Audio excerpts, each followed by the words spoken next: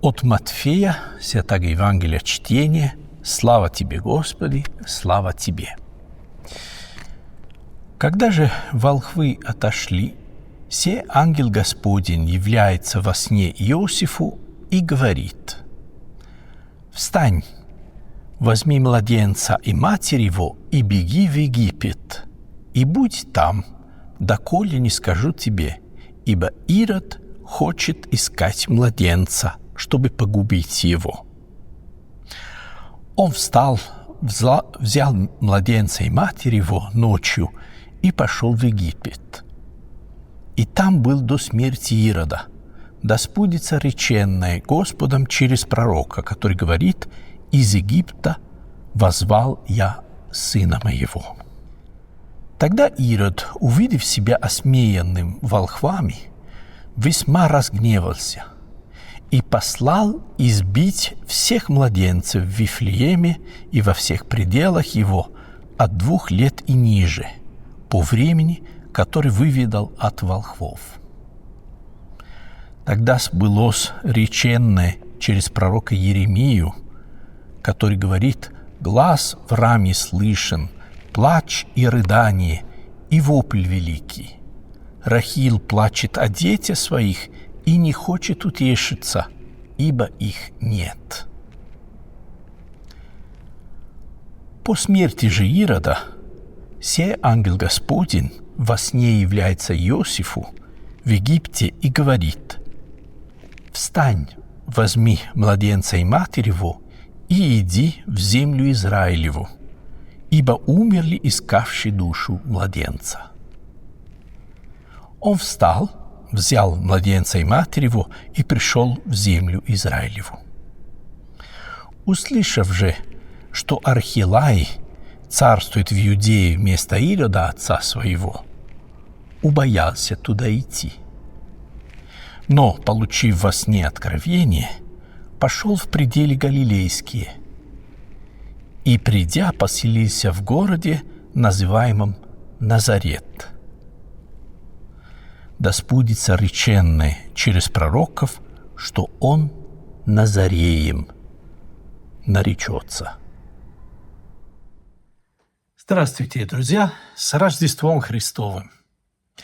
Мы все еще переживаем радости этого замечательного великого праздника рождения на земле Сына Божьего. И вот после того, как мы слышали рассказы из Евангелий и от Луки о пастухах, и от Матфея о волхвах, и посмотрели на эту трогательную картину Бога-младенца, Бога, который становится одним из нас и который становится уязвимым, как каждый и каждая из нас, который становится маленьким, немощным, ребенком, нуждающимся в уходе других людей, как и любой другой ребенок. Вот после этой удивительной картины нежности, кротости, смирения Сына Божьего, вот Церковь нам предлагает следующее воскресенье после Рождества Евангелие от Матфея, который говорит об избиении, то есть о убийстве вифлеемских детей. Притом Церковь нам предлагает это тяжелое повествование о страшном преступлении, предлагает нашему вниманию этот текст трижды и в эти рождественские дни, потому что положено это читайте в день собора Пресвятой Богородицы, на следующий день после Рождества, это 26 декабря по старому стилю, но также нам это предлагает 29 декабря по старому стилю, когда, собственно, и совершает память этих мучеников, 14 тысяч по традиции младенцев от Ирода в Вифлееме избиенных. А третий раз мы читаем это же повествование в первое воскресенье как раз по Рождестве Христовом, когда и совершается память праведного Иосифа обручника, Давида царя, Иакова, брата Господня, то есть, скажем так, родственников по плоти Иисуса Христа. И кроме того, о насилии очень много слышим и размышляем в эти радостные рождественские дни, как ни парадоксально, потому что как раз в эти дни мы вспоминаем мученичество первого мученика Стефана, 27-го по старому стилю, также память 20 тысяч мучеников в Никомедии, 28-го по старому стилю, а еще на следующий день, 29-го, вот эти 14 тысяч младенцев, убитых Иродом.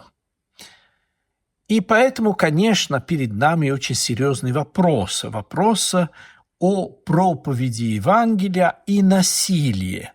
Вот так получается, что реакция князя мира сего на благую весть, то есть на тот факт, что всемогущий стал для нас беспомощным младенцем, что он выбрал путь кротости, смирения, ненасилия. Вот реакция темных сил – это какое-то слепое, животное, я бы сказал, насилие. Да, там, где проповедуется Евангелие кротости и смирения, всегда бывает реакция. И именно такая реакция – насилие. Также любое насилие – это всегда есть неприятие Христа. Кто принимает Христа, никогда не совершает насилие, не призывает ни к какому насилию. И это важно помнить. В истории человечества есть очень много, скажем так, героев, положительных и отрицательных, но редко бывает, чтобы какой-то реально существовавший человек был исключительно хорошим или исключительно плохим.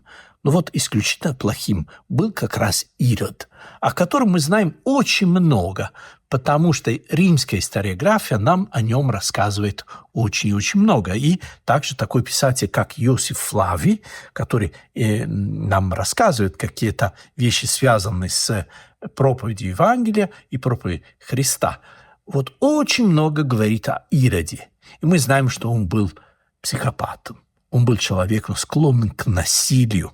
Не только склонный, который совершал огромное количество жутких преступлений, именно потому что был, безусловно, неуравновешенный психически. Он был очень мнительным, он боялся всяких заговоров, и поэтому он убил собственную жену Марьямну, которую очень любил, между прочим, убил своих собственных детей, потому что они могли быть наследниками и поэтому занять его место царя. И очень много других преступлений. Мы также знаем о том, что у Ирода была ужасная смерть. Он заболел жутким заболеванием, и в результате нам историки говорят о том, что его поедали черви. Это какая-то жуткая смерть, но он в полусознании, чтобы люди не радовались его смерти, повелел взять в заложники представителей лучших семей Иерусалима и умертвить их в случае его смерти, что и произошло, чтобы люди не могли радоваться. Тем не менее, иудеи до сих пор празднуют смерть Ирода как вот своего рода праздник освобождения. Итак, сегодняшнее Евангелие нам говорит о страшном преступлении и о страшном насилии. Но, с другой стороны, мы видим и совершенно другое поведение другого человека, Иосифа Обручника, память которого и совершается сегодня. Вот эти как бы два человека и их поведение четко противопоставляется в рассказе евангелиста Матфея. Вот как действует Иосиф. Мы слышали, что ангел Господний явился ему после поклонение пастухов и волков, ангел Господень явился ему и сказал ему: «Встань, возьми младенца и матерь его, и беги в Египет, и будь там, доколе не скажу тебе, ибо Ирод хочет убить младенца». И, конечно, Матфей своим текстом подчеркивает удивительным образом смирение и послушание Иосифа, потому что он поступает буквально так, как ангел ему сказал. Ангел сказал: «Встань, возьми младенца и матерь его, беги в Египет и будь там». А Матфей продолжает: а он встал, взял младенца и матерь его ночью, пошел в Египет и там был до смерти Ирода. И прямо те же самые глаголы, которые повторяются дважды, когда повеление ангела и поведение Иосифа, вот это как раз и означает такое удивительное послушание и, конечно, смирение. И дальше, когда уже опасность миновала, потому что, увы, Ирод уже совершил свое страшное преступление, еще раз является ему ангел и говорит то же самое: «Встань, возьми младенца и матерь его, и иди в землю Израилеву, ибо умерли искавшие души младенца». И он, опять повторяет Матфей, встал, взял младенца и матерь его и пришел в землю Израилеву. То есть Иосиф буквально исполняет волю Божью. Он делает именно то, о чем просит ангел. Но это не означает, что нет у Иосифа своей, личности, свободы, что сам он ничего. Вот как раз дальше по рассказу Матфей говорит, что Иосиф, услышав, что Архилай, а это сын Ирода, царствует в Иудее вместо Ирода отца своего, а мы знаем по историографии, что Архилай был не намного человечнее, чем отец. Так вот, услыша о том, что Архилай царствует в Иудее, убоялся туда идти. Дальше текст говорит, что, получив во сне откровение, пошел в пределы Галилейские, то есть и в Назарет. И видим таким образом, что Иосиф исполняет волю Божию, притом буквально, но с другой стороны думает, с другой стороны действует, с другой стороны анализирует ситуацию. Да, правда, и здесь во сне ангел о чем-то ему сказал, но здесь как раз точно Матфей нам не говорит, что именно сказал. Вот третий раз во сне ангел. Но очевидно, что здесь есть какое-то действие, собственно, Иосифа, потому что он подумал о том, что есть некая опасность. Но он хотел слушаться тому, что сказал ангел. И вот таким образом он вернулся из Египта, вернулся в Израиль, но в другую область, в Галилею, где все было и политически намного спокойнее. Итак, послушание, но, с другой стороны, чувство ответственности, которое не снимается с Иосифа. Благодаря этому возвращению из Египта, но возвращению не в Вифлеем, в Иудее, а именно в Назарет, в Галилею, вот исполняется два пророчества, которые как бы могли противоречить друг другу, потому что одно пророчество говорило о том, что из Египта я возвал сына своего, а другое пророчество говорило о том, что Мессия наречется Назареем. Но Назареем, правда, означает человек, который посвятил свою жизнь Господу, скажем, своего рода монах. Но по озвучанию это слово очень близко к названию жителей города Назарета.